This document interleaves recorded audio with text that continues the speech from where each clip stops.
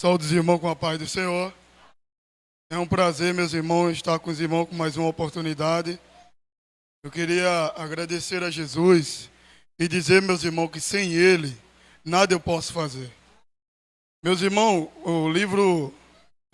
a carta do apóstolo Paulo aos irmãos de Gálatas, capítulo 4. Glória a Deus. Glória a Jesus. Capítulo 4 e o versículo 4. Glória a Deus. O versículo 4 diz assim: Mas vindo a plenitude dos tempos, Deus enviou o seu Filho, nascido de mulher, nascido sob a lei. Amém, meus irmãos?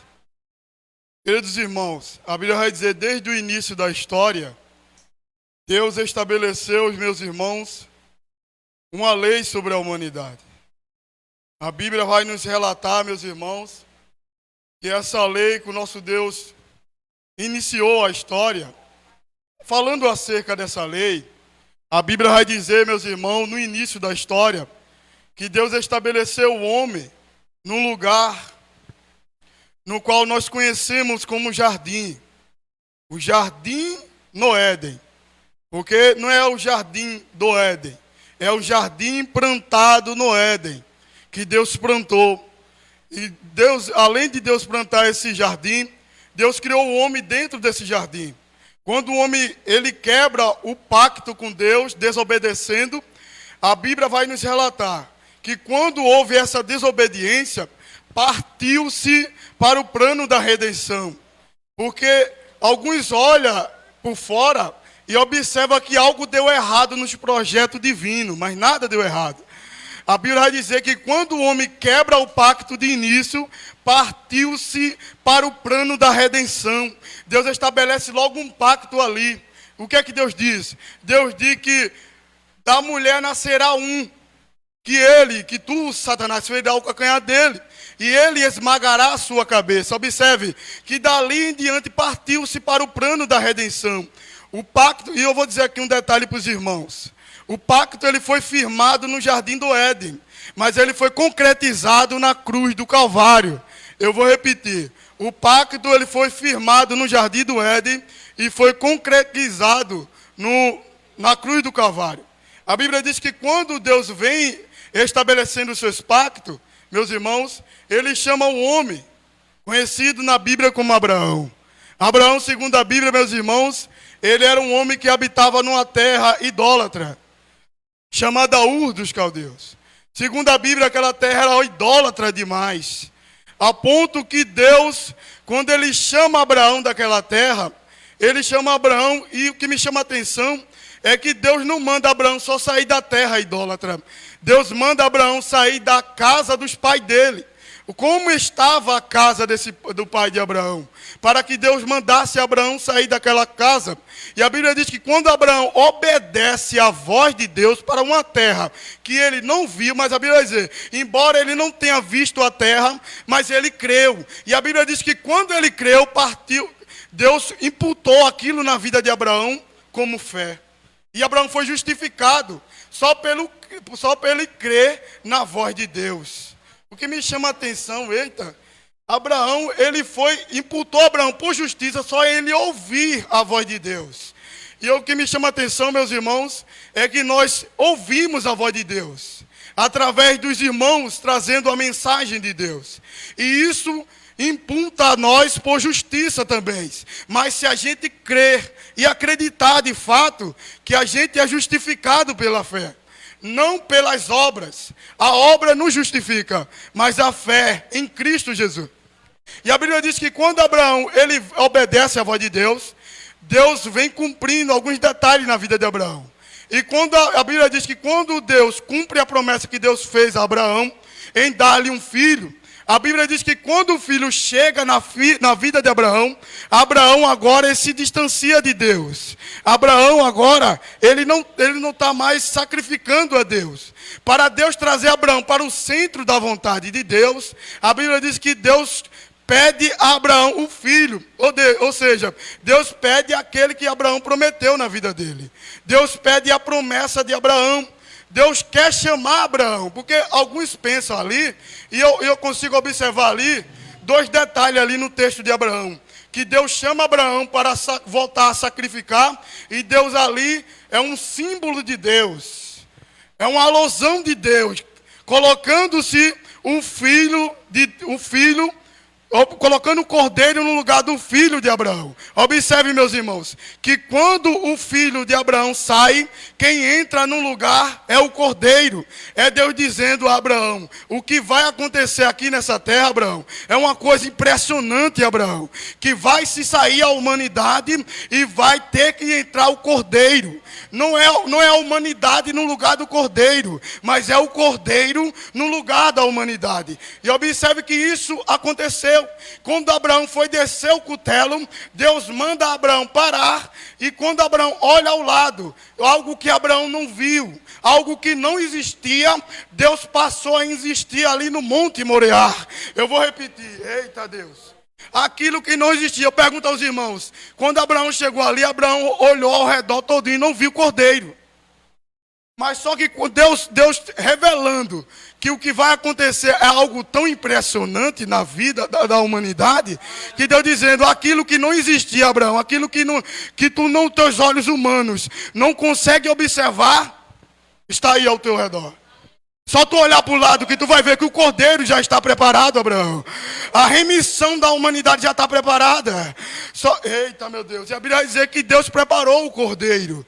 E quando Deus prepara o cordeiro, a Bíblia vai nos falar, meus irmãos, e eu estou correndo aqui. Queria ter tempo para falar para os irmãos. Mas ela vai dizer que quando o cordeiro entra no lugar do filho de Abraão, dali por diante, Deus estabelece um pacto na vida de Abraão. Dois pactos eu consigo observar na vida de Abraão. Primeiro pacto que Deus ia fazer de Abraão, uma grande, mas eu estou falando sobre a redenção de Deus. Quando Deus vem traçando o plano da redenção, a Bíblia diz que Deus estabelece um pacto agora com Moisés. E o pacto que Deus estabelece ali com Moisés é um pacto impressionante. É a lei mosaica. Observe que quando os 10 mandamentos descem do céu, a Bíblia diz que quando Deus chama Moisés para o monte, para entregar as suas leis, e um detalhe aqui que eu consigo observar, é que não é a lei que veio do céu para a terra, mas é uma lei que desce do céu para a terra. A Bíblia diz que quando a lei desce do céu, todos ali israelitas, eles bateram um pé no chão, afirmando que ia obedecer os mandamentos de Deus e a lei de Deus. 3 pontos aqui, meus irmãos, que eu consigo observar. Primeiro ponto, eles disseram que ia obedecer a Deus. Segundo ponto, os animais foram sacrificados, confirmando que eles iam obedecer. E o terceiro ponto, meus irmãos, eles e Deus firmaram um pacto de obediência. 2 pactos, Deus com o humano, Deus com eles e eles com Deus. Foi o pacto firmado. E a Bíblia diz que quando Moisés desce, o pacto já está sendo quebrado. Ou seja, e Deus, nada acontece errado nos projetos divinos. Nada dá errado nos projetos divinos. Tudo é um plano de Deus. Tudo coopera para o bem das leis de Deus. Observe que quando foi quebrado o pacto, Deus continuou o seu plano da redenção. Deus, ele nunca desistiu do ser humano. Eu vou repetir. Deus, ele nunca desistiu do ser humano. E a Bíblia vai dizer que quando o ser humano quebra o pacto, eu consigo observar, dentro desse detalhe aqui, que Deus, quando olhou o ser humano quebrando o pacto, Deus já estava olhando para a cruz do Calvário. Deus já estava olhando, quebrou-se o pacto aqui, mas o pacto que eu vou firmar é um pacto incondicional.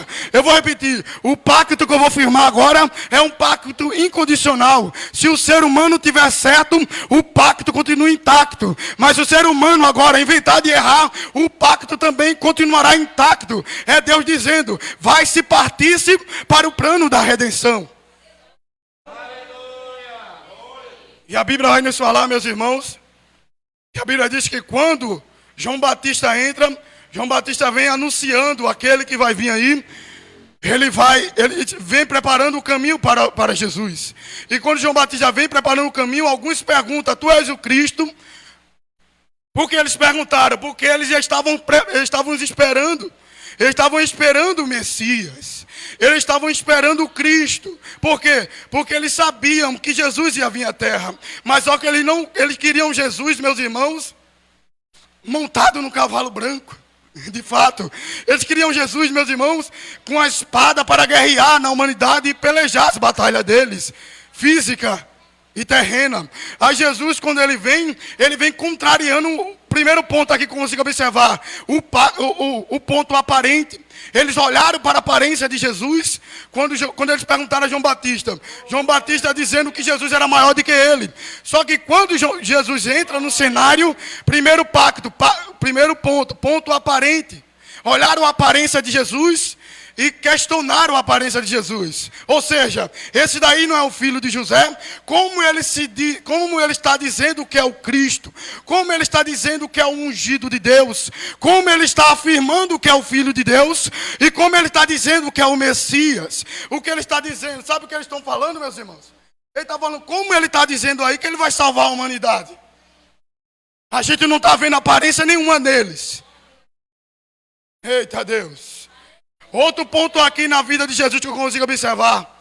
Eles olharam para Jesus e quando Jesus diz: eu vim aqui ungido por Deus para anunciar as boas novas. Ou seja, para pregoar o ano aceitável do Senhor. Observe, o que Jesus estava dizendo ali é que Deus ia trazer a humanidade de volta para Ele.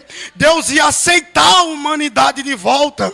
Deus ia trazer a humanidade de volta. Veja aqui o que Jesus disse: eu vim pregoar o ano aceitável do Senhor e não o dia da vingança. Porque se Jesus lesse o dia da vingança, ele sabia que Jesus estava reprovado. Porque não era o tempo da vingança que tinha que vir primeiro. Quem tinha que vir primeiro era o tempo da aceitação de Deus. Deus aceitar a humanidade de volta. Porque através de uma obediência do homem, através da desobediência do homem, todos foram separados de Deus, distanciados.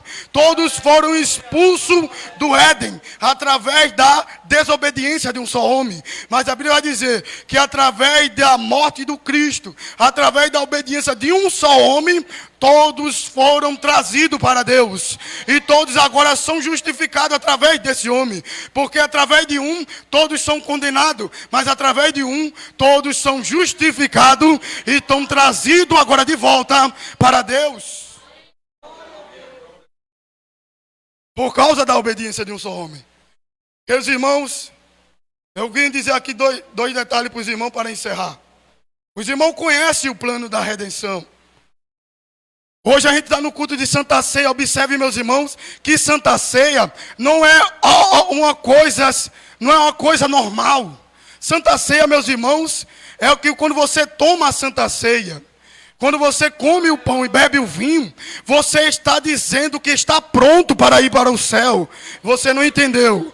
Quando você come o pão e bebe o vinho, você está dizendo que está pronto para ir para o céu. Porque Jesus disse, meu pastor, ele disse: não beberei desse vinho de novo, até que um dia vocês beberão junto comigo lá no céu. Ou seja, o que Jesus estava dizendo: todo aquele que come o pão, bebe o vinho, beberá comigo no céu. Ou seja, o vinho, o pão e o vinho não é uma coisa qualquer. É uma coisa que Jesus, quando falou, Jesus está dizendo: todos aquele que come e bebe está preparado para ir para o céu. Por isso que Pedro, quando ele diz no capítulo, segundo 1 Pedro, no capítulo 1, versículo 2, ele vem dizendo: eleito segundo as presciências de Deus, Pai, em santificação do Espírito, para a obediência e a aspersão do sangue de Jesus Cristo. Graça e paz seja multiplicada. Observe. Eita Deus. Como Jesus aspergiu o sangue dele. Como Jesus aspergiu o sangue dele. Um detalhe aqui eu venho dizer aqui para os irmãos. Quando Jesus ele foi transpassado na cruz do Calvário, assumindo aquela cruz do Calvário, quando ele assumiu a cruz do Calvário, ele aspergiu o seu sangue sobre a humanidade. Porque eu venho dizer aqui um detalhe para os irmãos: sem derramamento de sangue, não há perdão sobre a humanidade. Sem derramamento de sangue, não há remissão. Sem derramamento de sangue, não adianta ao ser humano dizer que está redimido diante de Deus. Jesus teve que aspergir o seu sangue. Jesus teve que morrer e derramar o seu sangue. É por isso que a Bíblia está dizendo: sem derramamento de sangue não há perdão. Aí quem olhava dizia assim: oxe, esse aí salvou todos e não conseguiu salvar-se a si mesmo. Ou seja, Jesus não estava salvando a si mesmo, de fato, mas ele estava salvando a toda a humanidade. E um detalhe aqui para encerrar, meus irmãos, para encerrar eu venho dizer aqui: tem muita gente dizendo aí que foi o ser humano que matou Jesus. Não foi o ser humano que matou Jesus. E se ele vir de novo, não é o ser humano que vai matar ele. Porque não foi o ser humano que chegou a transpassar ele na cruz do Calvário com aquela lança. E não tampouco crucificar ele. Quem crucificou a Jesus e quem fez aquele sacrifício aqui nessa terra é chamado o Todo-Poderoso. O sacrifício do Todo-Poderoso. A Bíblia vai dizer que quando pensaram que ia matar Jesus, Jesus vai dizendo: ninguém tira a minha vida, mas é eu que quero dar por amor a vós. Ou seja, não foi o ser humano que matou Jesus, mas foi ele mesmo que decidiu morrer por nós. Há uma diferença muito grande em ser morto por nós e morrer por nós. Qual é a diferença de ser morto por nós e de morrer por nós? Ser morto por nós é morte provocada. Morrer por nós é uma vida doada. Essa é a diferença de morrer por nós e de ser morto por nós. Um detalhe aqui que você precisa observar. E outra coisa, aquele sacrifício ali que foi acontecido na cruz do Calvário foi um sacrifício único. Foi um sacrifício de uma vez por toda. Ou seja, quando você comeu pão e bebeu vinho, você tem que se lembrar que não foi você que matou Jesus com os seus pecados, mas foi ele mesmo que decidiu de morrer por você. Eita Deus! Porque a Bíblia vai dizer que quando o ser humano pecou no jardim do Éden, a Bíblia vai dizer que Jesus ele morreu ali de imediato.